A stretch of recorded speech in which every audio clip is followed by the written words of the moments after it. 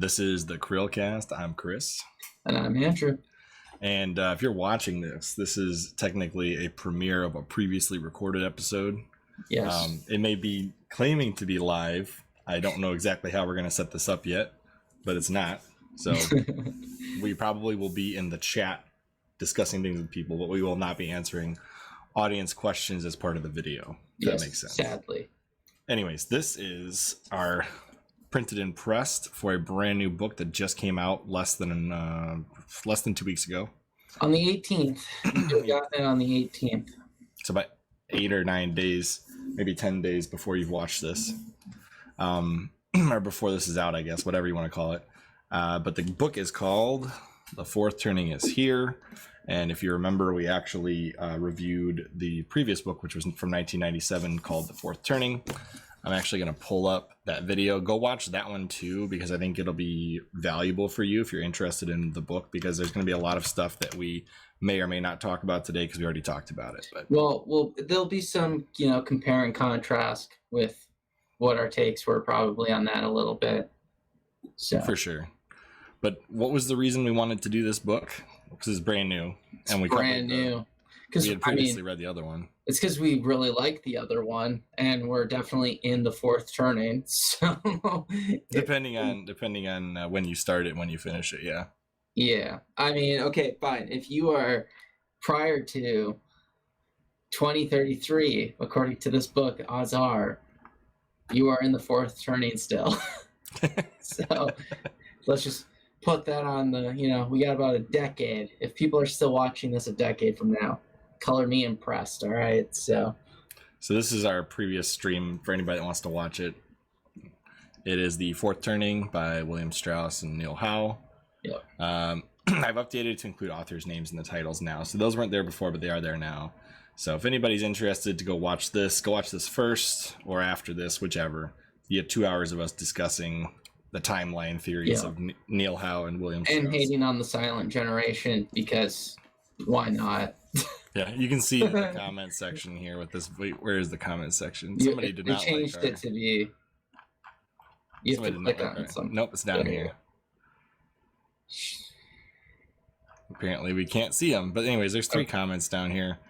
They weren't very happy with our commentary on the silent for some reason, even though this person that was commenting clearly not a silent gen, most likely Gen Z. Anyways. So the Fourth Turning, it was a book that was recommended by a lot of various famous people.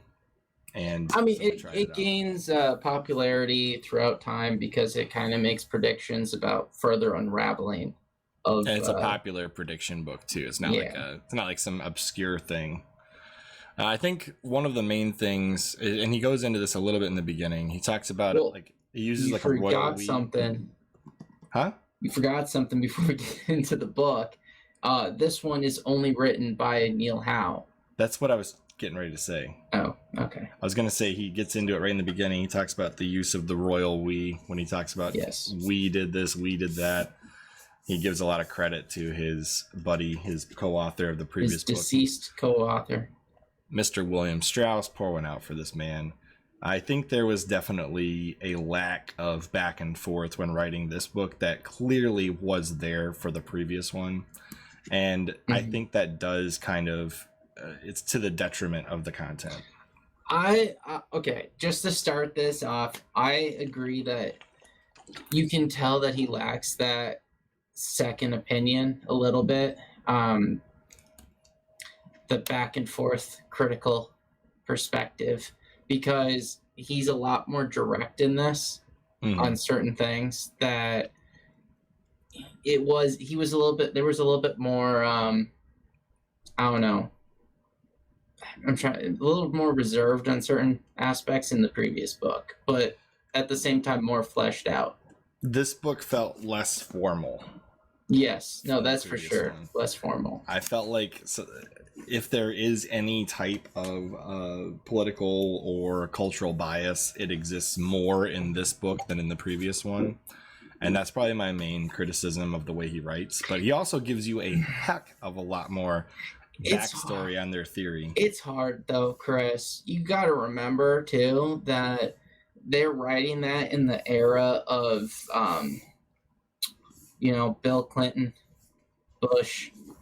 The differences between the two parties were a bit more narrow at that time.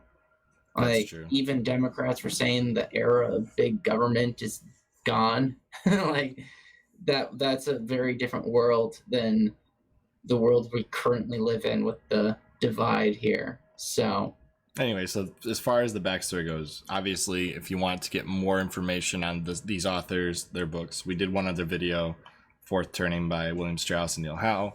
It's clear that the writing is similar but different in the new one, and some things changed, not much. And he did give a lot more predictions, I will say, in this book than in the previous one. Although the predictions from the last one, I think, were better than the predictions in this one. Well, I think they had more. They had more to work with time-wise. The third turning wasn't over yet. True. And then the whole fourth turning was still to occur. So I think they had a lot more wiggle room to make predictions, and he's trying to say how the next decade is going to go in this one. So there's not a lot, there's a much smaller time frame to discuss. Yeah. So let's go into what the content. I don't want to go to the table of contents real quick. Just I don't want to go section by section with this one. No, I want to summarize it a little bit. Yeah, if you can, is there a good way to just pull up the? No, the table of contents doesn't. You got this is the table of contents. It doesn't. Okay, so he also has 100 pages of notes and sources, which is good because you can always go back and find those. I do appreciate a good research book where they actually have their sources and references in the back. So okay, let's go through. Why don't we go part by part? The first part is actually the chapter before, and he basically kind of summarizes what this book is going to be, what it is, what it isn't, what the content's going to look like. Pour one out for Bill Strauss or William Strauss, depending on how close you are with the man. But that's kind of the preface. The chapter one is the preface essentially. And then he gets into the seasons of history. And I think actually part one is where this book shines. Part one is because it really lays out everything. If you read part one, you don't really need to read. You really don't need to read the last book. Yeah, the Fourth Turning. The part one is like a rehash and it's a refined rehash of book one. It's a deep dive too. It's a very good deep dive. He expands it in good ways in the history that I think anyone could appreciate. He expands it too, though, when you get down to chapter 5 of that, complexity, anomalies in global history. I thought that's when he talks about the Civil War and whatnot. Yeah, he just talks about how its impact on global history has been too, with the synchronizing of all of the saeculum. Yeah, and I really appreciated how much time he spent on this first part, because at first I was like, oh really, we're gonna rehash this again? Well, the first two chapters are a bit rough. Chapter 2, chapter 3 are a bit rough to reread after you just read the other one. After I read it 3 times. Yeah, basically. Yes. If we hadn't just read the Fourth Turning over a week ago, it wouldn't have been as crap. Difficult. But if you're reading this for the first time, it's going to be great. If you just decided to skip rereading the Fourth Turning and just decide to pick this up, you'll be happy to have done that.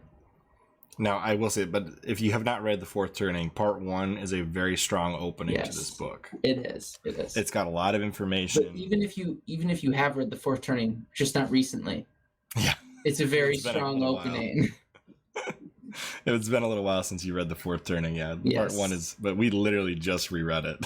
Literally just did that. Anyways, once you get through that part where he breaks down, honestly, this is really, really well written. It's clear that he has refined his thought process on this whole situation that is the seasons of history. So this next part is the climax of winter. And one of the things I really liked in this section was, correct me if I'm wrong, but I believe in this section he kind of goes through the history of like what they call the fourth turnings. All of them. Yeah, he goes through all of them in history. I think he even spends some time talking about the Roman Empire at some point in there too. He talks about the British crisis as well. Yeah. But I think he does spend some time talking about the Roman Empire. The Roman one was earlier. It's in the beginning. Oh, okay. When he's explaining the saeculum and stuff. So then he gets into the millennial crisis, and then this is all how you date present day history. This is like, he's talking about where he sees the crisis that leads to a fourth turning, where it could potentially climax and turn into something bigger or smaller. He's talking about... He tries to map out what has happened already and what that means for what's next to occur. Right, and then how our... The Iranian proverb here, war at the beginning is better than peace at the end. Really, is it now? The how our society will change and how our lives will change chapters are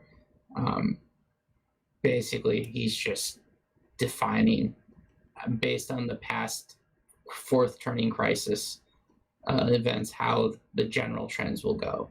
It's very generic. My favorite part about this is he discusses all the different generations and what they're going to do based on the seasons of history, and he says and the boomers won't see it coming, and it's like, you're a boomer yourself, dude. Like well, it just made me laugh thinking about that. It's like he is making this valiant effort. I'll give him that. It's a valiant effort to guess what things will and what things won't happen. But at the same time, I think he does recognize to a degree that he is also prone to misjudging or misunderstanding things. Oh, yeah. I mean, there's plenty of takes he has in this where I think he has, but we'll save that for later. Yeah.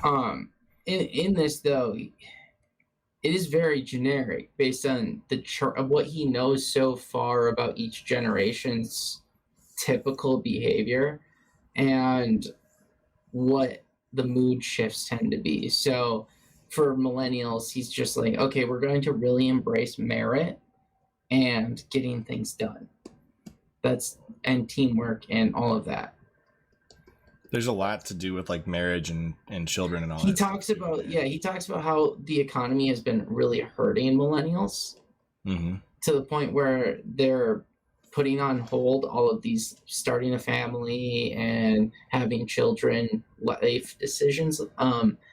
And it becomes a question of, if the crisis actually doesn't happen very soon, what does that really mean for millennials doing those things? I think that's a really big question mark.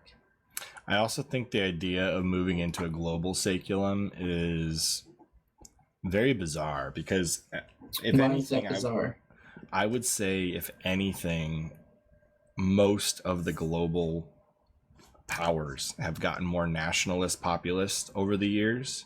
I mean, there are definitely some outliers, but I'd say the bulk, other than like the European Union. That's not against it, though. That's very much aligned with it. If you looked at how the BLM riots and everything were, all that shit even went into Europe for no reason whatsoever. They were throwing Winston Churchill statues in the river. I think there's a high probability that the American saeculum is having a defining impact on other cultures. When you look at it, what he says makes perfect sense. Just like it makes a lot of sense how he points out that basically the only part of the world that's not aligned with it right now, based off of the crisis of World War II, is the Middle East. Yeah, Middle East is definitely not. Well, they're also not just necessarily the Middle East, but the Islamic world at large is not. And he points out that they're like the least connected, though. 9/11 was them in a awakening era, so they're like offsetted with us a little bit by that 50 years. Yeah, I mean, I personally think that the American, if you believe in the saeculum that he discusses, the rhythm of time, I think there's a different aspect. Well, I mean, we got to get into that later. It's my criticism with the book is related to we'll talk about that part later. We can continue down this just explaining these. He after this, he talks about how our lives will change, and he goes through each and every generation. But in this one, including the Lost, the GIs, and the Silent. In this one, he actually talks a little bit. It's about generation of late elders, which we kind of talked about in our last video. Where okay, look at how the Silent has had such an outsized role so far. To even this point, even though they're no longer such a large plurality of Congress and the Senate, they still have just as many members as millennials. Yeah, and when it comes to the Senate, have never let go either. Yeah, they make up the largest amount. Silent is still the main leading roles too, when you look at it, like majority leader. One of the most interesting pieces when he's discussing all the different generations is how quickly the GIs went from the face of America to disappearing into the villages of Florida. Yes. It was like so quick. And even though they continue to have GI presidents, because the Silent never had one until Joe Biden. Right. They were okay with the GIs being the face of the country. They just weren't okay with them being in charge of everything else. We stopped having GI presidents after once. They had like 32 years of GI presidents. No, but once Clinton became president, we were done with GIs. And it was all boomers pretty much up until Joe Biden. Yep, and then... wait, is Obama a boomer? I actually don't know. No, wait. Yes. Yes, he is? I think so. Because I could see him being a sneaky Gen Xer. No, I believe he was... He's probably a boomer. He's boomer. He was a young boomer. He wasn't that much different than... He wasn't that much younger than George. Really? He looks old, man. He looks old still. No. Barack doesn't. Barack looks old now. But he's born in 61. Does that make him a boomer or Gen X? Depends on the chart. He's at the very edge. He's at the very edge. I want to see the chart that he has and see where he puts him technically. He's a Gen X boomer, basically. He's a Gen X boomer. He's the cusp of... no, he really is. He's like the last year. He might be Gen X, technically. It'd be close. I want to know. Keep going. You do your discussion. So, okay, he in part 2 and how our lives will change, he goes through all of the different generations. He keeps calling Gen Z Homelander in this one. So if anyone's confused when they see the title Homelander, that's just Gen Z. After that, part 3, he just goes into what he sees happening with the news when the fourth turning is over, and he focuses a lot more on it being a successful one. He doesn't really talk about what bad things could happen. He kind of avoids the bad. He wants to really extrapolate on the good portions because he's like, hey, we've had 6 of these things that were successful. It's a small sample size, but oh no, he does. He's got Brock and the Gen Xers. Okay. So technically, we've had a Gen X president. He's at the very edge. He's as old as a Gen Xer can be. But yeah, he really expands on the positives because he's like, okay, it's been positive all the way up until now for us. So let's be optimistic. And then he has a smaller section in comparison that talks about the bad things that could happen. Technically, we've got our first millennial running for president right now. We do. Is it what's his name? Vivek. Yeah, Vivek Ramaswamy, however you pronounce that name. Yeah. I think he's technically the first millennial that's ran for president. Although if Pete Buttigieg Buttigieg is did he run? Yes, he ran. True. Okay, so if one of them makes it to the primary, then that would be the first actual candidate. Yeah. You have to be selected. You can't just run. You know how many people run? A lot. But yeah, so I actually took this book when I read it, and I was very no one can read that, Chris. No one can read you sticking that. Just find it on the Kindle edition that you purchased. So yeah, I actually took this book to be very optimistic, just the way I was reading it. I have a lot of question marks about some of his hot takes in this book, but the overall trend that he wants to prescribe that will occur, about basically where millennials are going to embrace merit a lot more. Right. Community merit, getting things done efficiently, a return to more classical architecture in aspects, because they want to bring back, the effectiveness, but also the beauty. There's certain things like that which make me very optimistic. I also can see parallels to other things too. So you can kind of see which groups are going to bring about that next realignment he talks about. So I think that's where we should go next, really. Is I forget what section it is, but it's about the climax of winter. It would be in climax of winter, Chris. Winter How our lives will change. The winter chronology. Oh, chronology, the winter chronology. Yeah, chronology. Okay. Let's find out where he talks about the order of things that happen, because there's the kickoff event that technically occurs in the third, or maybe it's not in this. Maybe it's in the millennial crisis. Nope, there it is, right there. Yeah. So, okay, basically, this is the arc that can happen. It can happen during every fourth turning. You have during the prior unraveling, so the third turning, there's a crisis that foreshadows everything that's about to happen, an emergency that temporarily galvanizes society. So he's 100% convinced it's 2008 financial crisis. Right. And then a crisis era begins with a catalyst. So something.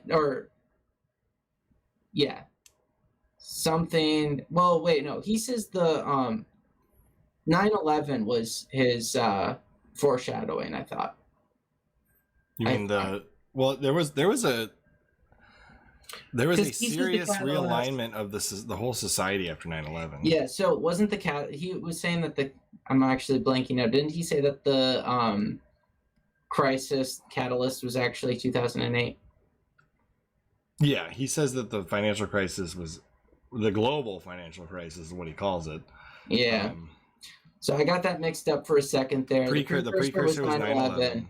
And then the financial crisis, the Great Recession, was the first catalyst. I don't think he's wrong, because we've never actually recovered from the financial crisis. We've just continued to kick the can down the road. We never let it become resolved. It's okay. It's wacky because I feel like I'm always conflicted here, because government was very aligned on how they responded to. But the people weren't. 2008. The people were very polarized on this subject. Like when you look back at 2008, my goodness, it didn't result in much. It was still very, I don't know, man. I think the global financial crisis affected people of the age bracket of Neil Howe more than anybody our age. But the long-term effects of the global financial crisis. The way I look at it, though, the silent generation, boomers, the silent generation, boomers, and GIs, right? And Gen X to a degree. Not even Gen X. Gen X gets screwed in everything. They weren't. They weren't political decision makers at this time, really. They still aren't that big. All right.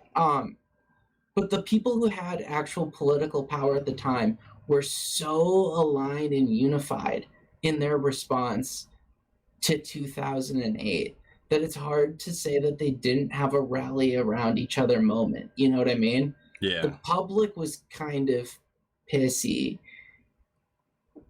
But at the same time, the public wasn't out there trying to kill each other. You had Occupy Wall Street occur, and you had the Tea Party occur, but both of those at best are still very much third turning vibe. You know what I mean?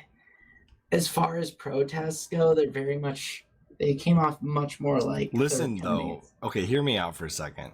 If the true global financial crisis, the 2008 one, is the turning point, the piece that leads us to the fourth turning, then at least we have the solace that the great champion has to be Ron Paul. Probably. But okay, I agree, though, that is really the fundamental issue that has to be corrected right now. As far as our crisis going, it's never we've never addressed we've never dealt with that, and banks are still collapsing. Our debt is out of control. The U.S. dollar really could stop being the reserve currency at any moment. I mean, we're on the cusp of having full governmental control of a central bank digital currency, which is the big government solution to this crisis. I mean, this crisis did not technically start. It did not start with 2008. It started in 1971 when you're talking about fiat currency and all. Well, yes, when we eliminated the gold standard, and then 2008 was the chance for our country in a third turning to actually address and deal with that issue. And instead, they chose to kick the can down the road and make it worse for everybody. They chose to kick it down the road and make it way worse for everybody. Yes. So if you go back to that previous page, though, real quick, where it talks about all right, once catalyzed, society experiences at least one regeneracy. There's usually more than one, which reunifies community and re-energizes civic life. I mean, so in this case, he's talking about our first regeneracy being Donald Trump. Or it could be his election. He's talking about his election. You think so? What else was it? Oh, I was thinking it was the bailouts, but I guess no. His first, because when you read it, he doesn't talk about the response to 2008. That's true. It's the very first one is where people got ridiculously active voting. We've never had better voter turnout apparently than we had the best voter turnout ever than recent. So that's our first one, right? And it becomes a question mark of will we have a second regenerated society moment? Yes or no? We don't need more than one, but right now, if we don't want it to be a civil war, we need a second one. Probably, yeah. Because right now, that first regeneracy was two American sides, neither one really winning out when you think about it. It's still very divided. It's not right. I mean, he was talking about the potential for demagogues, like all these various regional leaders. Yeah. It almost reminds me of the Book of Judges in the Bible, where you have all these very, very strong characters in charge of different areas, and they don't always agree, but they pretty much have totality control over the area that they represent. So, like, if you look at some of the most demagoguery examples, I guess that's the right word. You're looking at like a Whitmer, a Newsom, even to a lesser degree a DeSantis or an Abbott. These people are what I would when he says demagogue, those people fit that description in my opinion. I mean, we have a lot of crazies, I'm not gonna lie, but if once that regenerated society, comes to the okay, we're in a struggle for survival, there's eventually a consolidated society moment going towards a climax, a crucial moment that confirms the death of the old order and triumph of the new. And then the climax ends up in a resolution, a triumphant or tragic conclusion that separates winners from losers, resolves the big public questions, and establishes the new order. Things that will not be readdressed for a very long time. Yeah. If you believe in the four turnings, basically. See, I think the main issue with this whole premise, and I'm going to get into this now, is that even though he rejects the idea of linear time being a factor, I think linear time and his theory go hand in hand. Well, okay. Let's take this for a second. If linear time it's just, you're talking about progress. He says that the saeculum does not exist without linear time. When people adopt linear time and the concept of progress, and they have a benchmark for progress, and they're constantly saying we have to improve, then that right there creates the saeculum. That creates it to begin with. So what what one really has to realize is that the saculum is a civilization progress meter. It's like a heartbeat. Yes. Ups and downs. It's a heartbeat of civilization. And each civilization technically has its own heartbeat. Based on like whatever you want to say. They can sync up. If they sync up via crisis. But anytime that, so you gotta realize you're always growing or you're shrinking as a civilization. So as your civilization grows, you either grow and then you're successful and you're synced up with the other group, or if you survive, I guess is the question mark, right? If you survive as a civilization. The question is, do you go from the Roman Republic to the Roman Empire, or do you go from the Etruscan Empire to destruction? Yeah, and we kind of discussed it previously, not on an episode, but just when we were talking about the book privately. It's kind of like you got this linear slope, right? And the saculum's just bouncing with that as its center point. And like depending on your progress, the line can go down. You can fall off a cliff. It's like okay. But your heartbeat is along the line. Yeah. And when it comes to, let's say, Rome, right? Rome was going up that slope of progress. It reached its peak, basically 12 saculum in, and then it crashed like a rock, and you no longer talk about the Roman civilization existing. Then you had the barbarians, and until you got to the Renaissance, and then the beginning of Western civilization. And now Western civilization, all the different parties have managed to basically sync up their saculum with how World War II ended. So right now, it's now a question of what happens to Western civilization. That is the greater issue with the saculum. I do think it's an interesting theory as a general study to look at who raised who in generational speak and how that affects them. Because, like, for example, I definitely see the idea that Gen X was left out as like lone wolves, nomads, whatever you want to call them, and the amount of helicopter parents, not so much a thing during Gen X, and also how that shapes their parenting, because a lot of times the faults, they are more now. The faults of the parents are overcorrected by the children. Yeah. Which does, in effect, generically speaking, affect that generation and their children. Well, and I think it's clear that the biggest lesson to learn from this book Don't be in Gen X. No. In general, millennials don't have it much better right now. We don't. Neither does economically speaking. Gen Z will have it better because the population is shrinking.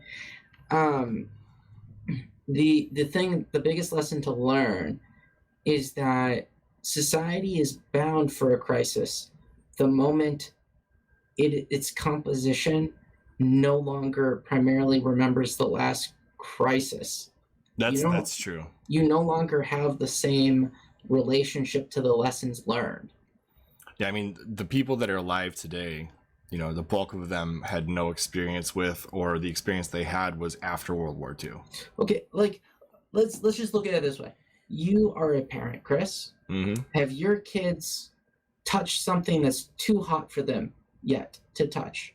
And burnt their fingers? Yep, they learned their lesson. Did they believe you when you said, "Don't touch that, you'll burn yourself"? I'm sure they heard me, but they ignored me.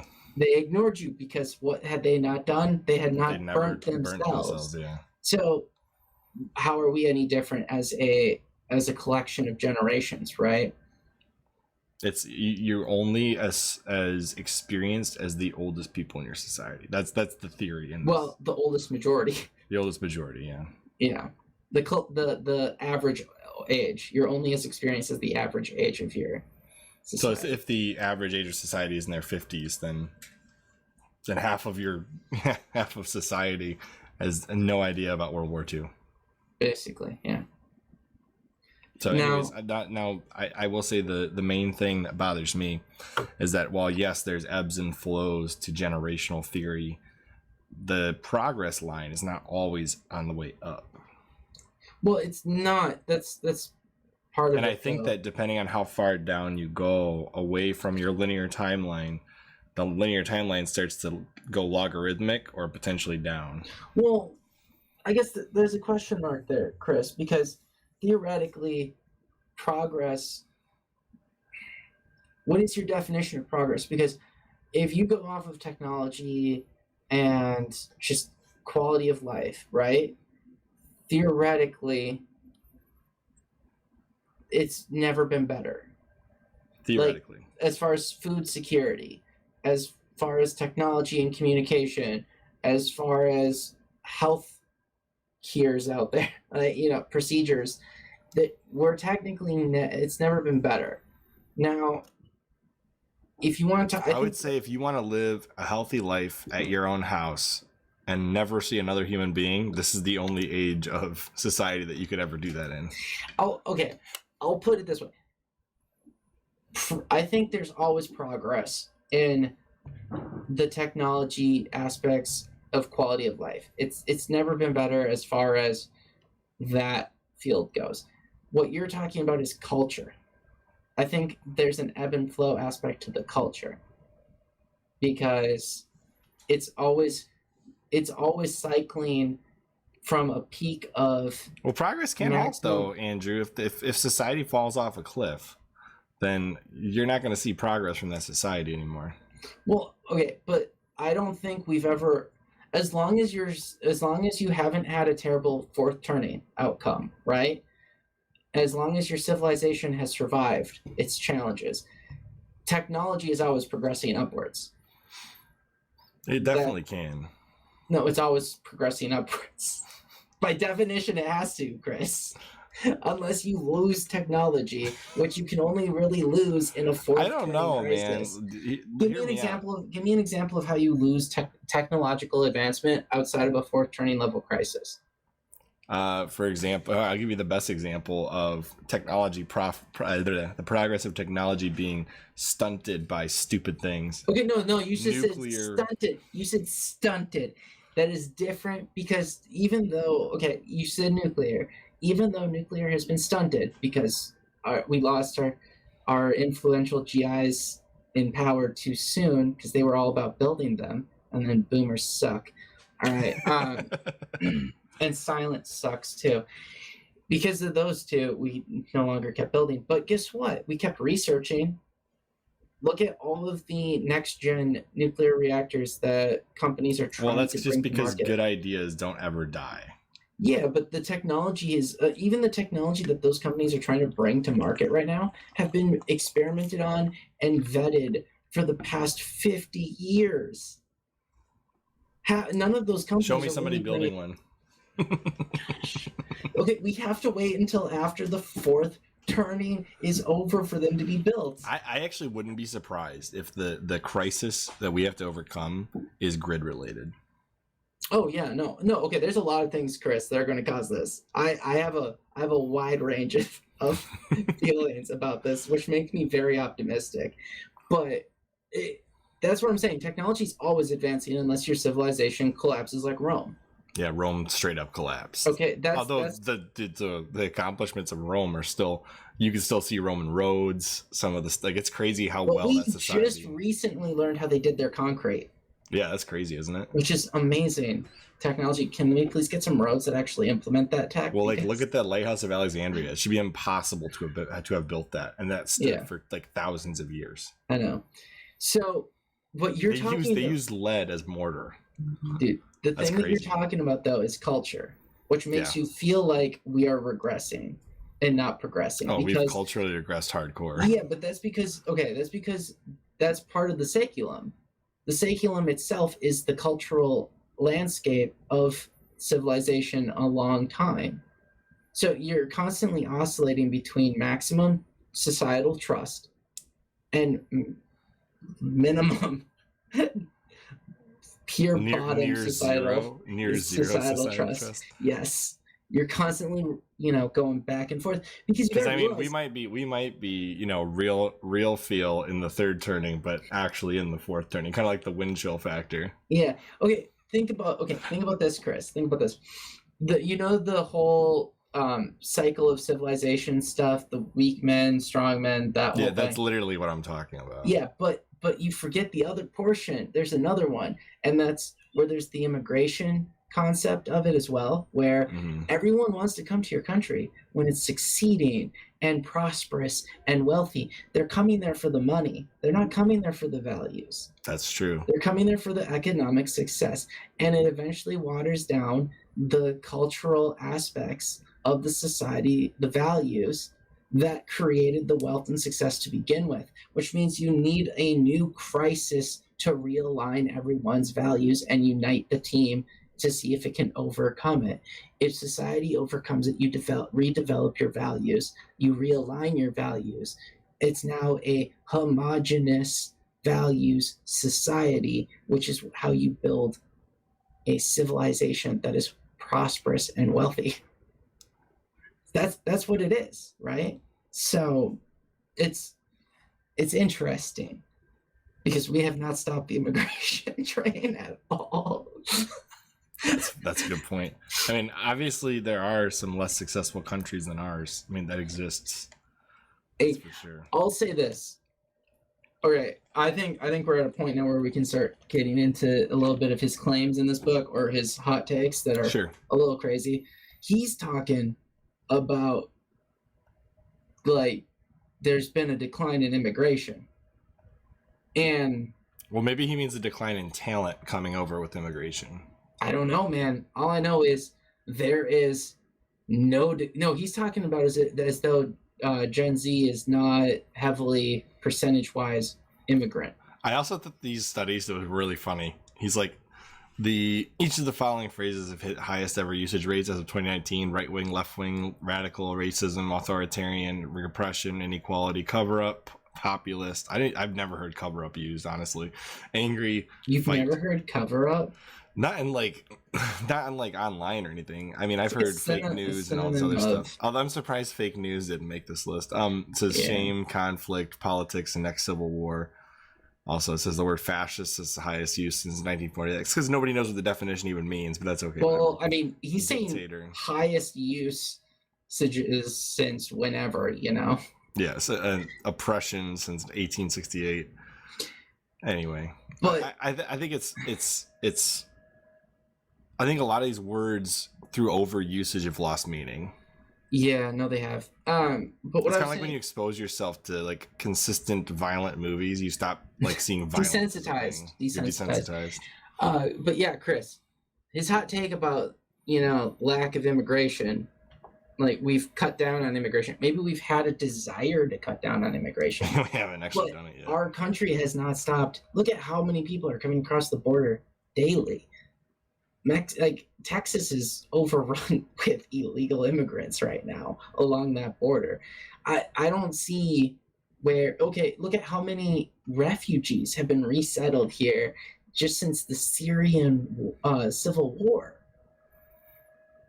And then now with Afghanistan and how that cluster went down, we've done nothing but just bring tons of people. Okay, I heard a crazy stat. Fargo, South Dakota, is now 8% foreign born. Because they keep resettling Muslim refugees there. I think there was recently a terrorist attack in Fargo. Can I finish my thought process? Yeah. Through this, I think there's a point where if you allow too many people of a different culture to join your culture, you end up destroying whatever culture was there because the two cultures may not mix. The assimilation can only happen if they're joining a homogenous society. Well, you need one of them has to clearly be stronger than the other. So if you don't have what you could say is inherently a strong, you don't want to have strong culture. You don't want to have a lot of immigration during the third turning. No, well, if you don't have a strong, let's just say it, like a strong culture, dominant culture, right, where you don't put up with shit. If you don't have that and you allow your culture to be diluted too much, you're not going to have the manpower to enforce that, like, coming to get that consolidation factor into the There's a reason new- why there were limits new on culture. immigration. Yeah, but it's now think about this. That's just assuming you're just bringing random freaking people over. Now, if you start bringing people with their own culture that is strong, like they strongly believe in that culture, they're not coming here because they believe in your culture. They're not coming here because they want to join yours. They're coming here to escape some other conflict or whatever else. And bring their culture with them. And they bring their culture here. That's not assimilation level culture. That's not them learning lessons from their own culture's failings. That's going to be, you need to like be ready for that to be a conflict in the future. That's not assimilation level stuff. That is straight out of textbook barbarians coming into Rome. That's why Rome didn't get to assimilate those barbarian tribes. Like, let's be honest, those were strong cultures that were like, we don't need to assimilate. You're relying on us to be your military. I mean, there's a reason why the colonialists and the Native Americans didn't get along. They had strong culture. Two strong cultures. Neither of them wanted to change to the other. Okay, do you know what caused the Pilgrims up in Plymouth? And because they wanted to take their religion. Oh, why they left. Do you know what caused the conflict that finally broke one of the longest standing peace treaties between the Pilgrims up in Plymouth and the Native American tribes? Wasn't it because of population?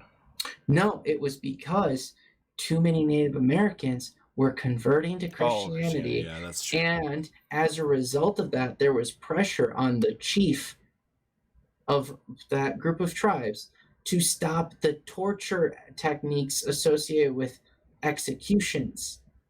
The Christian Native Americans that were converting were starting to be like, hey, that's not cool. And to preserve their culture, they decided to declare war. Okay? That's where that conflict starts from. Not the Pilgrims betraying them or anything like that. Literally, one group was like, hey, you're dominating our culture right now.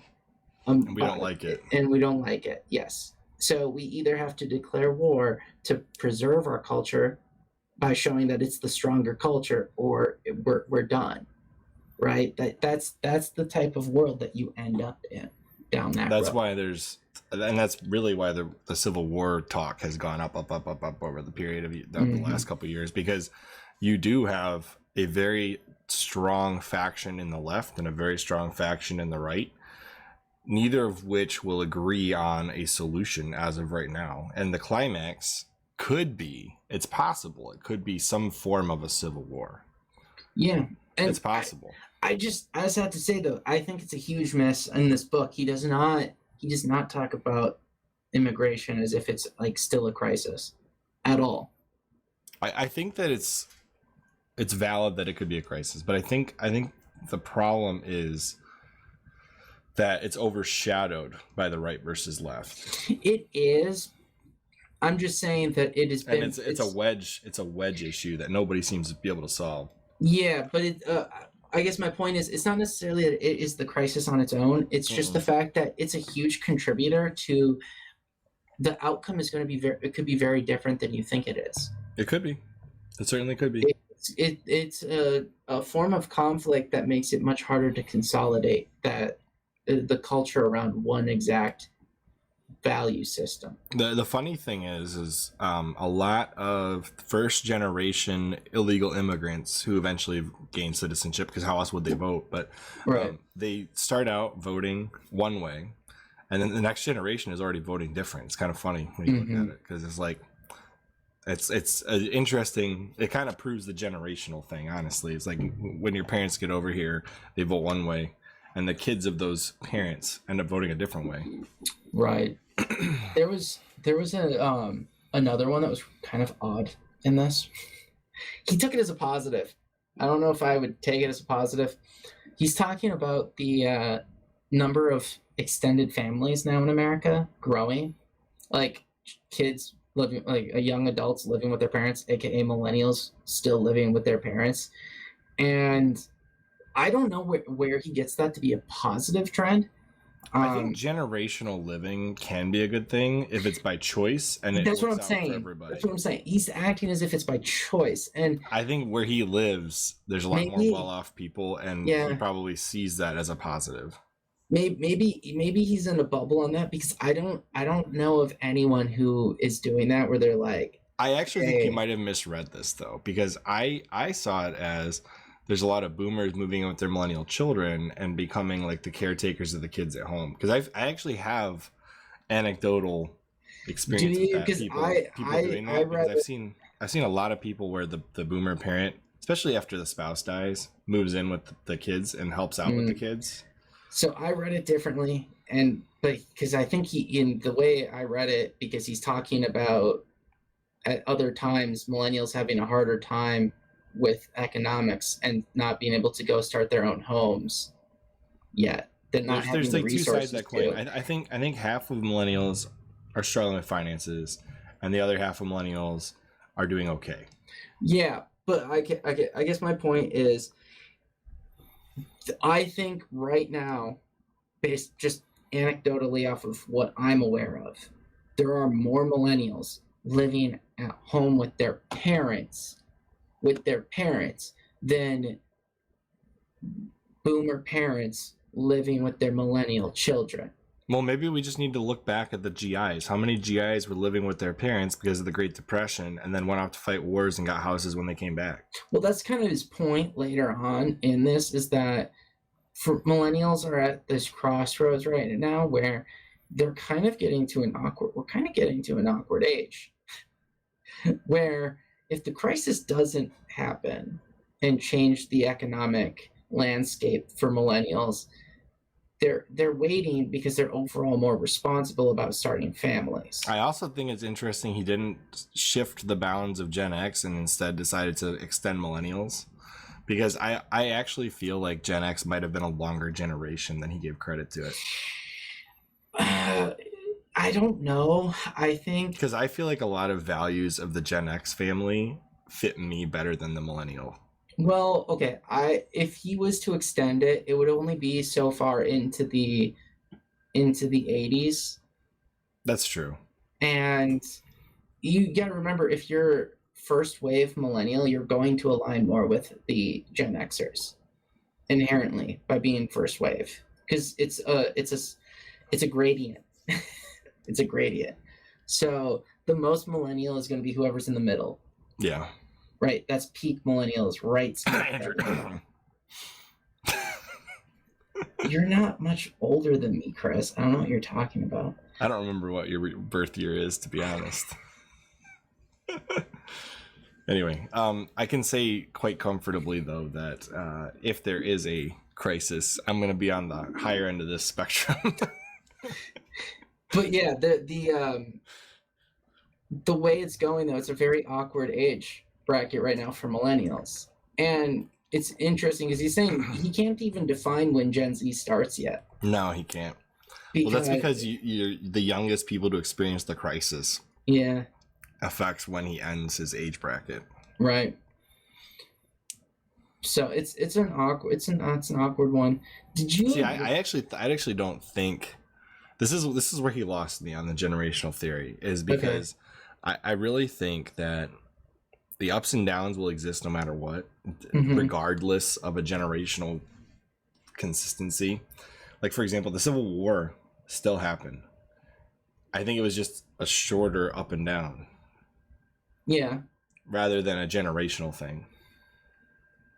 Like, I think when the conflict happens affects the recovery of society. It doesn't necessarily have anything to do with generations. I think historically you can make some guesses on patterns. Okay, I don't think there's any science to. I'm willing to compromise with you on this. I would say that the hero generation and the artist generation are a little bit sus. Okay? So what it really comes down to is you have two generations that really matter. Well, three, technically. You'll have the previous heroes, right? You'll have whatever The artist prophet? whatever artist generation grew up right behind them, who didn't have to do any of the fighting, who's just Right. kind of tags along. Then you have Post-crisis then you children. have the post-crisis children who get raised ideologically based Based off on of the climax of the crisis. based on how the heroes, whatever the heroes had to do, right? The heroes, whatever they fought against, whatever they was ingrained in them because of the conflict and the crisis, is now ideologically ingrained in those kids that are prophets. And then after them, you have the artists raising the nomads, right? Who are just they don't protect them at all because artists suck as parents. All right. The key here is that if let's look at the American Revolution, right? Would you say that was a very ideologically heavy revolution? No. Yes. Would you say that revolting against a king and creating one of the first republics in forever was a very radical and something that would create a lot of ideological teachings in the next prophet generation to make them very radical? Are you hinting that we're going to read the Federalist Papers? Because I Probably. think that's probably something you're hinting at here. Probably at some point. But the thing is, could you imagine a more radical prophet generation than those raised by those who fought in the American Revolution? No, probably not. Probably not. All right. Now, and they got help from the revolution of the French. Right. And you're always going to have... Everybody forgets that the French were such a big part of the American Revolution. Right. And then you're always going to have nomads that are radical, right? They're just radical, go get their bag of money, do whatever they feel like doing. They don't care. They're swashbuckling pirates, country cowboys, bandits. They're whatever they want to do actively to go make money and seek adventure. Well, if they're only as radical as the prophets really allow them to be. So the less handrails that they put in front of them, the more radical they can be. Yeah, so the more radical your prophets about saying the other side's evil and like that's against our honor and we have to stop this person, you're just egging on your nomads to get into the conflict. You know what I'm saying? Like, sure, you're leading up conflict here. And then, so if your prophets aren't as radical, maybe, just maybe, that's why you have a guaranteed 4 cycles versus 3, because you only need 3 to have a crisis. Yeah. Right? You only need the three generations for a crisis, because nomads can be both heroes and generals. They can be, depending on. They can be it all, right? Was Lincoln technically a nomad? No, Lincoln's a prophet. Oh, okay, that makes sense. He was very ideological. Yes. So my humble opinion is that the reason for the anomaly is just how radical the prophet generation is. Which part of the anomalies now is, okay, less radical, because the fear of nuclear war is something that will make you less radical. Yeah. Makes you want to get along more. But also our silent generation has hung on to power for so long. So boomers are kind of still following along with whatever the rulemaking is from the silent. Our nomads were radical culturally, but not politically. Yes. Yes. They liked their heavy violence, their grunge metal, their, Nirvana, Smells Like Teen Spirit. They're never really radical politically. They're always a little late to take power. Nomads are always a little late to take power, and they're also late to get their money. Yeah, by large, true. Right? So they're never feeling too comfortable in life to really focus on things other than whatever's right ahead of them. But look at where it is right now, though. Our silent generation has kind of kept our boomers in check, because our boomers are kind of they're kind of radical. Look at Lindsey Graham over there. That mother effer has never seen a war. He doesn't want to jump in and start throwing grenades. Could you imagine Lindsey dude Graham is- that dude having is- more influence That dude earlier? is just, I don't think anybody would disagree that he is just a terrible human being. Dude, but can you imagine him having more influence right now? Like, goodness. He is a bomb throwing crazy person. But that's, I don't know. Does what I'm saying make sense to you? Or do you think, because you think it's bullcrap altogether, or what? I think that the flows and ebbs, the ebbs and flows of time exist. I think that you can probably label generations and get away with it. I think that there's no hard science to prove that this 80-year cycle will automatically end in some kind of a conflict or crisis. I think it's better for society that happen. I think it tends to be better for society to have that happen. It's always for Chris. He does bring it back at the end. It's just like if the crisis itself is so little, then society may learn nothing. Yeah. Well, okay, here's a question that I had when I was reading it. So we have these financial crises, right?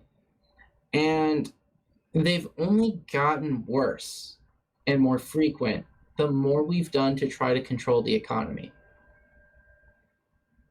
So we create the Federal Reserve in 1913, right? And ever since then, we've had more and worse market cycles. Okay. And then we eventually get off the gold standard, which has made things worse. So my question is, would our economy simply be better if nothing was involved? If you could take away money printing from government, and you could take away the ability to just influence the economy by like picking winners and losers the way they have been with bailouts and stuff, would our economy really have the same market cycles? Would there be great recessions, great depressions, or would it just be company A has failed because it ran out of money and no one was super levered up on it because there's no tool for them to actually be levering up with bullcrap debt? I personally think that transferring wealth via the government is a crime, and it straight up changes the progress and the ability to society to adapt and change. But he talks about chaotic time in here, right? Yeah. So if we had a chaotic money and a chaotic economy, no one's really saying, okay, we're bailing this group out, we're trying to control this. Oh no, we can't allow this sector to go out of business, so let's pump in money because it's inefficient. And we can't just let it adapt. We have to keep it as is. If we did that, would we get rid of the cyclum of the economy, the cycle of the economy? I think we would. I think there's a case to be made that you could get rid of it. I think that the cycle of money is based on ideas and innovations. And basically, when one idea has run its course, the money associated with that idea goes away. And by maintaining that business despite the innovation of it running its course, we wind up with a dead company floating. A zombie company. Yeah. And unless because you can always look at Apple. Apple should have died multiple times. They managed to pull it together and get. They saved themselves, yeah. They fired the founder and brought him back and all that other fun stuff. But there are ways to innovate your way out of bankruptcy, out of financial crisis, and it makes companies like that's a good, actually, kind of proven company. And I think you could apply the saculum of business to a much shorter time span. Mm-hmm. So, okay, when you look at, this is the part that confuses me a little bit.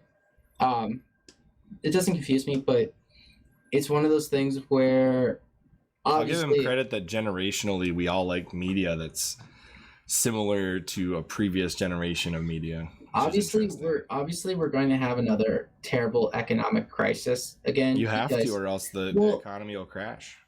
Well, no, and our current one is going to crash anyway. But my point is, he likes to talk about 2008 being that whole, like, it's the financial crisis. I mean, it was bad, but they screwed it up. But tell me, does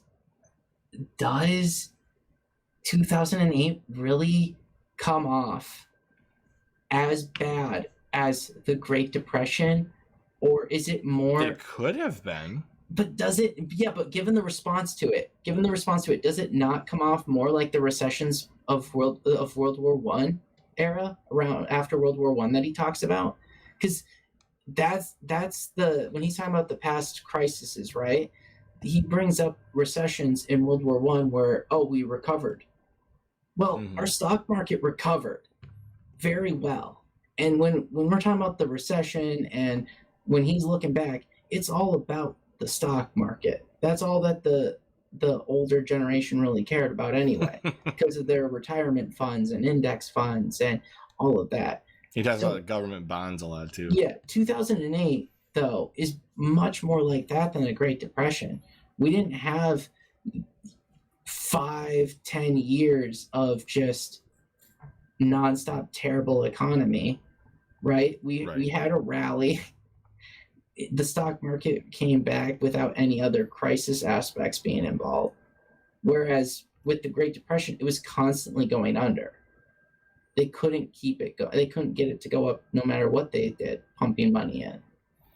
I think the problem, like, this is something I wasn't planning to get into, but I think the Great Depression was all built on a lie. Well, a lot of the Great Depression problems is the New Deal policies. They were terrible. It was between the stock market. The stock market is a confidence thing. Like if you lack confidence in a country, then all the stocks tank together. The thing, one of the issues too is bank runs were another problem. Well, yeah, if you could get rid of banks, which there are ways, then you wouldn't have the Federal Reserve. You wouldn't have an issue, but I'm with Ron Paul on this one. Dump the Federal Reserve. End it. Get rid of it. Did you? Here's an interesting stat that he brought up in this book too. In 2020, Trump lost the national vote by 4%, but he won in 83% of all U.S. counties, which was an unprecedented feat for any losing candidate. Yeah. And then there's mention about how since 2008, there's been a huge wealth transfer from red counties to blue counties. So prior to 2008, we've essentially got Roman city-states in this country. Yeah. But that's because that's where all the money went. When it got printed, it would go straight to the cities. So you had a targeted inflationary action against rural America and smaller town America that just decimated them in favor of just giving that wealth to the cities. So and in turn, they gave their money to things like Amazon, where their stuff was delivered right to their door. Mm-hmm. Okay, we haven't touched on it yet, but he's delusional as shit in this book about Ukraine. His hot take about Ukraine, like the only group that's united. It's just where I'm really confused about his thing. Who is he talking about? Is he talking about government? Because yeah, government's united on the response, but the public isn't at all. The public is not at all aligned. I think he's right. The uniparty thing exists, but the thing is, he's forgetting that in Congress, what makes up the largest portion of Congress right now? Boomers. Mm-hmm. I think when you see millennials and Gen X take over Congress, the chances of people agreeing on the Ukraine war are like zero. Mm-hmm. But like, yeah, he's just like, no, there's also, he brings up that typically civil wars don't actually have a geographical divide, but COVID has also made it where there is more of a geographical divide in this country too. So it would be interesting if there was a civil war. I'll say that much. I'll say, okay, I think the greatest threat right now with our crisis, because based on his analysis alone and what I see, there's a huge threat because we've had that regeneracy thing right now, and that has created two very polarizing groups, and one of those groups seems to me to want conflict, just with the way they've persecuted different groups, how they've gone out of their way to persecute, right? So there's no reason to indict Trump. Not really. No, I don't see. I mean, there's no. I think there's more reasons on the books in the mainstream media to indict the sitting president than there is for Trump, and I don't think either of them should be indicted right now. So my point is, one group, or the way they treated protesters on January 6th, like all protesters, not even the people who went, not even just the people who went inside the building. I think if you treat the opposing side the way that the current administration has, there's no longer dialogue on the table. Okay, let's look at how the Trump administration handled all of the George Floyd protests, all of the attacks. Like, they attacked the White House. There was over 100 people, 100 Secret Service agents who got hurt. And that many were injured, okay? Defending the White House from protesters. All right? They burnt down a church across the street. It was pretty bad. Yeah. My point is, how many people went to jail for that? I don't know, honestly. I can't. Was there a public show trial for any of those people? No, I don't believe so. Was it basically a form of amnesty just granted out? Kind of, as far as public perception is. Let's just get to the heart of it. This country is historically a country of protest. Yes. And if you do not allow protest to go on peacefully, well, then the result of that will be a very violent protest. Yes. My comment, though, is you had one reaction, right, which was relatively lenient. If we're honest, it's relatively lenient. And then you had another that unleashed a persecution campaign to try to discredit anyone they could, bring charges against anyone they could, still trying to bring charges to put a former president in jail. Which is unprecedented. For some pretty minor shit. Let's just be honest. They're reaching for almost every single thing they're going after him on. As far as like a legitimate reason. Like, how many people have documents that were classified documents? Almost everyone who has been in government. So let's just, whatever, fine. Go after this one. Well, I mean, completely ignore what happened with Hillary Clinton or Biden. The fact that they had found confidential documents in Biden's garage was hilarious. Yeah. So my point is, there's this double standard right now, which it's not an accident. It's not an accident because when you read this book and you see all of the traits that Neil Howe lays out for where the millennial generation is going as they combat the crisis, right?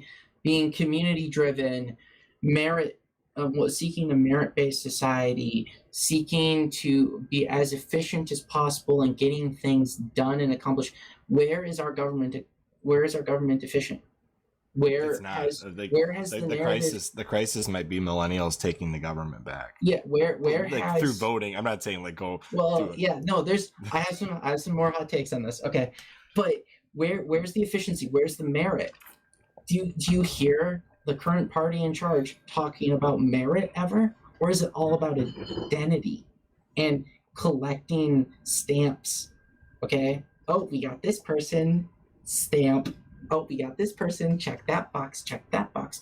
It's not about having the right person for the job anymore. It's none of these traits. It's not about teamwork. It's not about anything. the Democrat Party is so focused on the individual, and every little piece that makes you so unique. There's nothing that brings people together for a singular community marching towards an objective with values at all. So if you read Neil Howe's prediction, right, and you compare it, well, it makes perfect sense why a certain party is being so thumb on the scales and belligerent right now, because they're doing everything that the brown shirts, the red guard, everything of a color revolution, right? It's the last gasp of a struggle against progress. Well, it's every playbook of color revolution. So while they have power, they are itching for any reason to have the conflict now, because they will never have more power than they have right now. And you have to thank the internet for that. You really do have to thank the internet, because never before has it been so easy to show people all the crazy stuff that this new band, whatever you want to call the modern day Red Guard is, you've never had the ability to see them be crazy in another city across the country where they're gaining power or something and intimidating people. You've never had that ability to warn everyone across society adequately to be able to form a resistance to it. That's why the brown shirts were able to get Hitler in power with only 25% of the vote support. That's how they were able. I don't honestly know. They had a very minor plurality, and no one took them seriously as crazy, because you didn't have the same level of communication. Mao's group, I don't know. Well, okay, let's be honest. Mao's group would have lost. They would have lost the civil war to the nationalists, aka Taiwan, if it wasn't for the conflict with the Japanese, where the nationalists did the vast majority of the fighting against the Japanese, and the communists sat back and waited for that to be over so they could then attack the nationalists again. So when you see the current party, it should not shock you that they are seeking conflict with Russia, whoever, right? Or even an internal conflict, because right now they are at the apex of their political strength. And given everything that Howe has said about where the next trend is, if we have one more regeneracy, right? Okay. RFK Jr. RFK Jr. is out there talking. He's kind of bringing it back as far as on the left goes. Wouldn't you agree? What do you mean by bringing it back? He's bringing it back into alignment with more American values. Oh, yeah. If he were to win the majority of the Democrat vote somehow, I don't know how he's going to do it because the mainstream media is way against him right now. But if he were to win that, I think your values could come back to more central American values. And I have to say, dude, that this is the one thing that actually made me really optimistic about the book. In the book, when I'm reading about this fourth turning crisis and Neil's predictions for what millennials' gut instinct of what they actually want is, I'm disheartened by his kind of like wishing for big government moves again. Like that part disheartens me. I don't like the idea. He's clearly a boomer here, where he's talking about surveillance state type stuff, and he's okay with it, and whatever, bro. You do you. I'm not looking forward to that. But when you try to pick a community, can you think of a community out there that is actually built like a group, a movement that's actually building communities, that's looking at merit-based concepts, that's doing all of that? Can you think of one? Merit-based? That's looking to bring back merit. That's looking to bring back no, like a movement. An actual movement that's looking into merit and community and whatever. Like, what's building community? What's bringing consensus together? out there right now? You got me, Andrew. Give me an answer if you know one. Okay, Bitcoin. Oh, okay. Yeah. There is a community there. Yeah, that's true. The Bitcoin community. Even right now you got RFK Jr. saying in a Twitter Spaces today that if he was president, he wants to make sure that like the internet, that Bitcoin is able to actually grow and actually explore its potential in this country, to the point where he would say no taxes on it for like a certain time frame. Okay, that's one crazy thing. And then on the Republican side, you got Ron DeSantis over there, who's anti central bank digital currency and pro Bitcoin. You got Vivek Ramaswamy, who's pro Bitcoin over there as well. So right now, you actually have two parties with the more rational candidates who aren't trying to go to war with each other, agreeing on something. Plus, I think the most unifying person out there, and the media will never admit it, is probably RFK. He has some crazy shit, man. I'm not saying he's perfect. I'm saying that if you wanted people on both sides to agree to a specific candidate, he will bring about one of the crises that you're concerned about. I'm not saying you're wrong. He could potentially affect the grid very seriously because of his anti-nuclear stances. But not just that, he is so pro wind and solar. It's terrible. I'm trying to bring. I think he would learn his lesson very quickly. Maybe, but when you look at it though, right? The Bitcoin community. Okay, I'm wearing a real Bedford shirt right now because that's a soccer club in England where they're building it around the Bitcoin community. It's no, like, I'm wearing it right now because it's I wanted to talk about communities. Like, you got stuff like that. You got a baseball team in Australia that is identifying with the Bitcoin community. You got Bitcoin Park in Nashville, which is this one meetup space. You got even Austin, Texas has a scene right now. And there's all those conferences. I can't think of another community that's really bringing together conferences of people that just all backgrounds to try to agree on things. All right. So I think if there's one group that's actually bringing that together, it's the Bitcoin community. I think you've also got... and then religion. I was going to say, I think you got some religious movements that are doing similar things. But the religious movements, even like when it comes to the religious movements, there's still the what is give unto Caesar, what is Caesar's.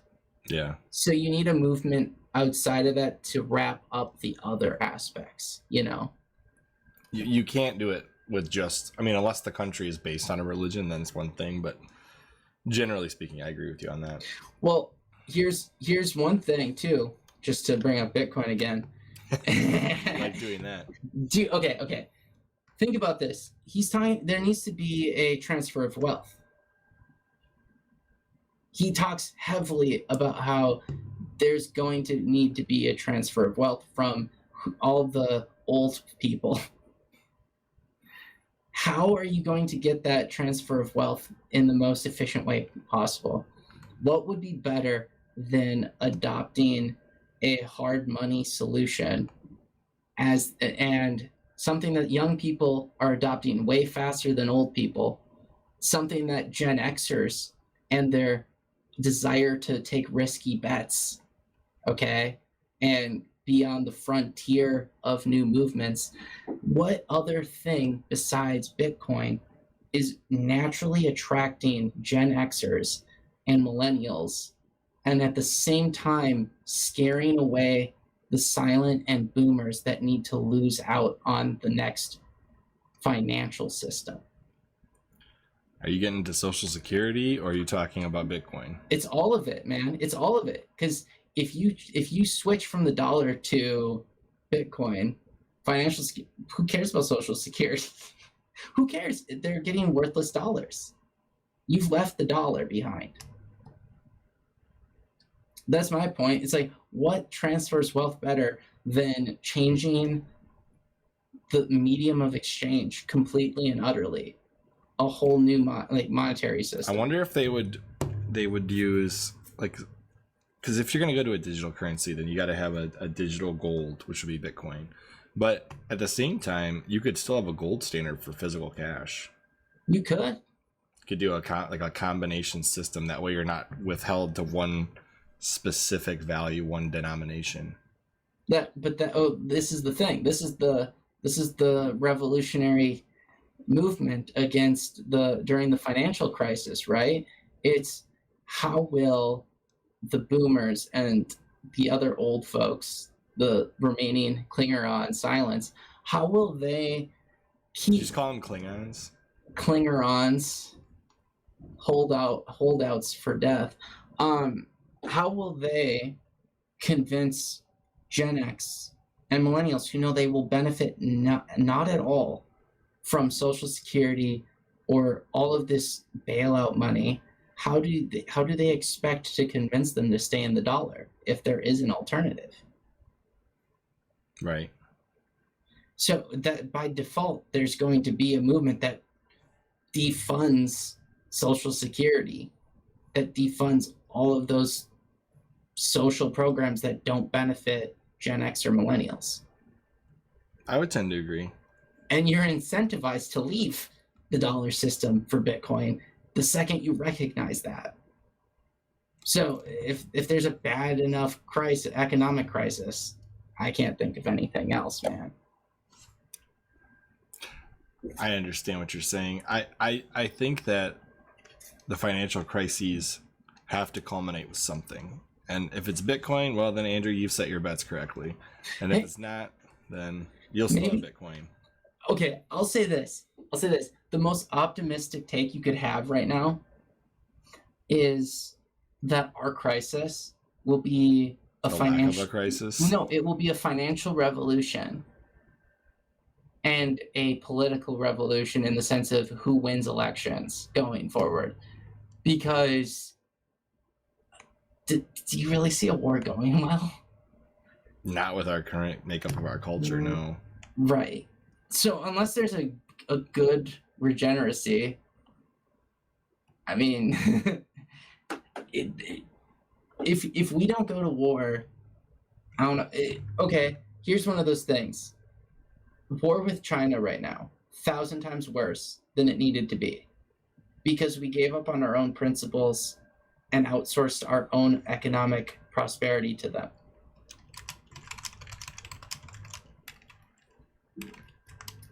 We gave them a manufacturing base. You talking about Taiwan? No. China, well, yes.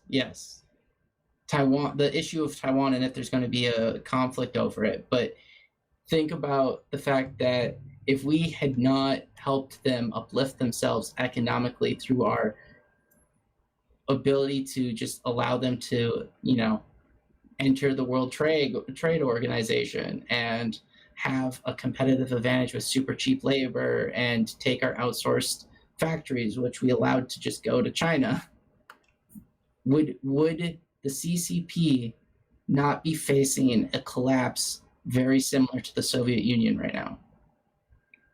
Potentially. I mean, we don't know because we didn't try it. Exactly. We gave them prosperity.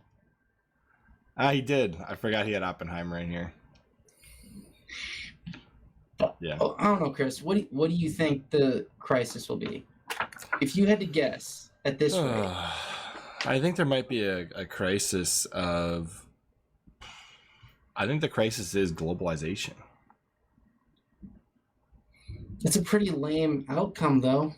I'm just saying, I think the crisis is globalization. I think the idea that you sacrifice your country and culture for the globalization effort is the crisis, and I'm personally unwilling to do it. How is that? I don't know how that's fought. Like, honestly, that's a legit question. It's a cultural fight. You have to win the culture.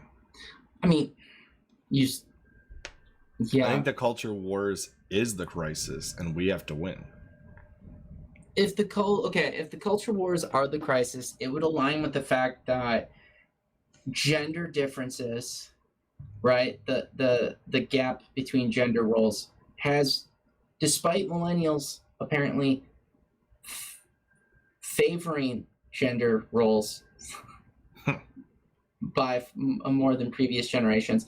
But right now, the differences, just with the trans topics and all of that, has made gender. It's coming to a head. Like this whole discussion on culturally how we accept or don't accept these things has come to a head, and it has to end with something.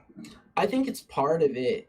That's where I say you're okay. Maybe when you say we have the culture war as the crisis, I think that aligns with me saying that our biggest threat is a color revolution.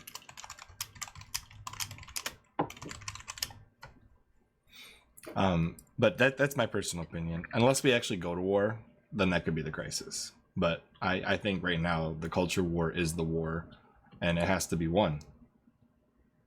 Yeah, no, culture war, color revolution, same concept. Same concept. No, it's like that. What could you think of as what would be the better way to describe? How else do people describe Mao's takeover than their cultural revolution, right? Right. With his Red Guard and all of that crap. So I think you're right. That's probably where we're at right now, unless something dramatic realigns everything. So you gotta hope something realigns everything. Something. The last thing that we need to talk about, though, is rating the book. Oof. I give it if it was just the first half, I'd give it probably a 4.5. But I think his lengthy discussion that I disagree with quite a few points on brings it down to a 4. What's your biggest disagreement? Actual biggest disagreement. The basis of, I think it's his boomer opinions on the millennials and the Gen Z. I think he's right that the Gen Z is very conformist, but I think he's wrong about how they're conforming. I think he's right about a lot of things and wrong about a lot of things. How do you think he was wrong about their conformity? I don't know. You're asking me a broad question when my brain is kind of sinking right now. I think in general, what we're seeing is the last. I think the silent have to go away before any of his opinions can become valid or invalid. That's fair. I think the problem is, well, what do you count as millennial right now? We've already discussed this, Andrew. No. What do you currently? Because you said you're judging that he's wrong about the conformity of millennials. So I'm asking. Conformity of Gen Z. So I'm asking, where do you define that line of? I think that the latest you could put Gen Z starting is the advent of smartphones, and the earliest they could start is the advent of the internet, early 2000s. I would say smartphones. I wouldn't go with the internet. Because the internet was around before then, Chris. No, I mean the advent of like everybody. Social media, you mean? Yeah, social media, like 2005, do YouTube all. But YouTube was a different place before social media. I would, because Facebook didn't change until it was social media did not change with the algorithm concept until it became a phone thing. That's when they really started going down the addiction concept, because they had a way to keep you addicted. That was, and they could track what you're doing innocent with an app versus a browser. The earliest you could say that, if you wanted to go that route, you would have to go with when Facebook finally did a mobile app, which was like 2011, 2012. Was that the first time? Yeah. Yeah, the movement onto smartphone apps and that was much closer to like 2010 to 2012. That was the window. Yeah. So okay, I guess I would say millennials are probably somewhere between the mid 80s and the mid 90s is the start frame. So maybe 1990 would be a good spot, or 1985. Just like the song 1985. Anyways, if you wanted to move Gen X by if you wanted to move Gen X by 5 years, just because of how different mobile games and all of that stuff was growing up after that, like in the 90s, then sure. But I think Gen X has to. Well, when was the Game Boy released? Which Game Boy? The first game, the Game Boy, the Game Boy. Was that 89? 1 second. because I think mobile, like I think that, in my opinion, is when Gen X ends. Is when the first mobile game system comes out. Because it was 89. There's a huge defining moment when you could take a piece of technology with you on the go for portable gaming. So if you wanted to go with the Game Boy, that was 89. So you probably would say a couple of years before that, just because you weren't. No, 85 would be perfect because you weren't getting the Game Boy at 4. No.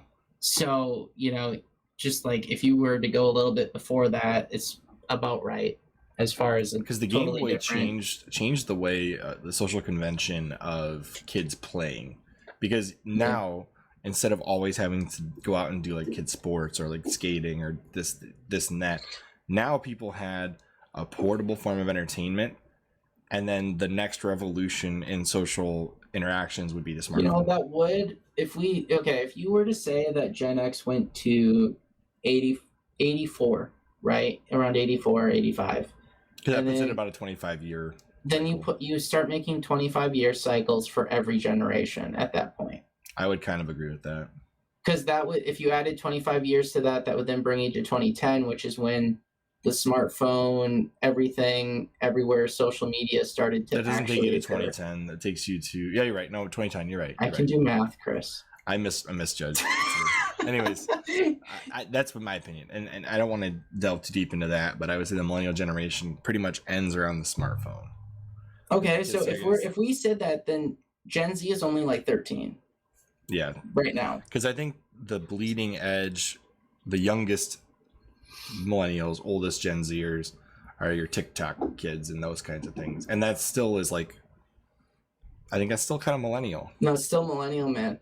Because millennials are very self-centered. They want to be, okay, let me rephrase that. Maybe not self-centered, but they want to be somebody. They want to be accepted into the community. Be somebody. Yeah. They want to be leaders of a movement. FOMO, man. FOMO. They want to be leaders of a movement. They want to be the next fad, the next 15 minutes of fame.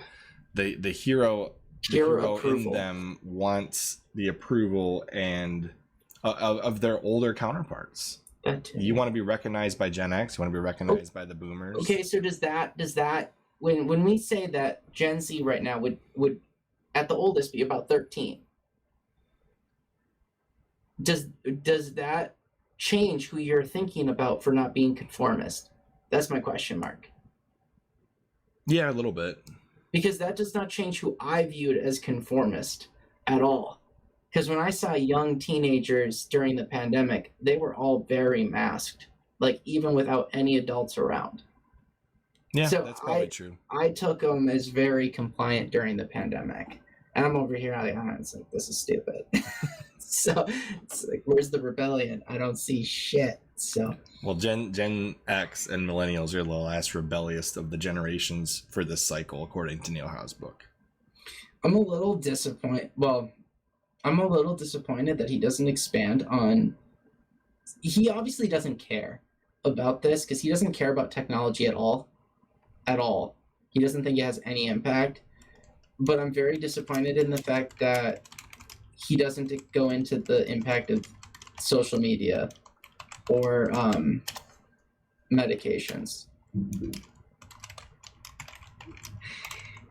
Because he does bring it up briefly, Chris. Yeah. Just about the SSRIs and birth control. I think we'll get. I think so. That's actually a good conversation for when we do the Your Brain on Birth Control book. Yes, so we'll postpone that portion until that book because that one goes into a lot of really good detail. I wouldn't mind doing a book on SSRIs either. That'd be interesting. I'm just saying I'm a little disappointed that he's clearly he clearly has a boomer perspective. Boomers don't see technology. They see technology as a time suck, but they don't see it as culturally impactful as we do. Yeah, that's just the way it is. I know. I'm saying though that I'm disappointed that he's a boomer in that one topic about technology, just because I don't think he truly factors in the risks that it had, like how it has changed the dynamic of his archetypes. All right, so let me do this then. I would say this book gets a 4 because although he seems to view himself as a writer outside of the Saculum, writing about the Saculum, he's still writing it as a boomer. Yeah. I wouldn't give this one a 5. I gave the other one a 5. I'll give this one a 4. I'll give this one a 4. I'm willing to give it a 4 because it's still really well written. It's very well written. It does a very good job of taking what was good in the last book and expanding on it. But I'm happy with but I think it kind of fails at some of his predictions. But I guess we'll find out. Okay. I'll make this point real quick. This is the reason it has to be a 4. It could probably be a little bit lower. It's no different than when someone does a movie, Chris, about like think of Back to the Future movies, right? Where the first one is going back in time, so it all works, right? It's a timeless.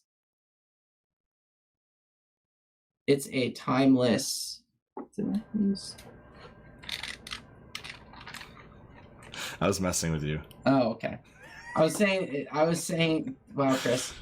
I was saying, though, that when they go back in time, it's timeless, right? It's a really good It's easy portrayal to prove because things that happened already. It already happened, right? When you make predictions about the future, you're no longer timeless because the further you get into the future, the more the flaws in what you wrote in your story come to be. Because things you said would happen don't happen. That's why it was almost the predictions they made in the last book were better because they were far more open-ended. No, you gotta remember, the predictions they had in the last book weren't really necessarily predictions. It was moods. It was like, here's things that can happen. Here's things that can happen. Yeah, anyways. Given the moods, this could happen. Given the moods that we know we have happened in the past, this is how we think you should prepare. It was... I would almost be willing to recommend the last book more than this one. But if you read this one, you don't have to read. I think the last book was better at not predicting, but preparing you. This book is not a book that will prepare you for what's coming necessarily. I think the last book would. Yeah, the fourth turning book is by far just a good, these are lessons for your life, and I think that book is timeless in a sense. Obviously, it loses value the more Saculums happen afterwards. Just the title itself is less timeless. The fourth turning is here. Yeah. It's a different book that kind of feels like it's trying to be the same book. The first half of this book will always be good. The second half is questionable. Yeah. Anyway, so we both gave it a 4. And is there anything else we need to cover on this book? I don't think so. There was a couple different things he added in there about like free will and type stuff, but I think that's better for people to read for their own. I don't want to give too much away what's the content of the book. Well, I think just to say that he has stuff about free will and contingency, seasonal history as a complex system, cycle length, anomalies, generations, and global history, which I think that section, which we haven't really talked a lot about, would be really, everyone's going to find that pretty interesting because that's one of the parts that he actually excels in, I thought, when he delves into it. So just as not a spoiler, that right there is pretty good. All right. Well, if there's nothing else for you, Andrew, then we can call it right there. As always, I'm Chris. And I'm Andrew.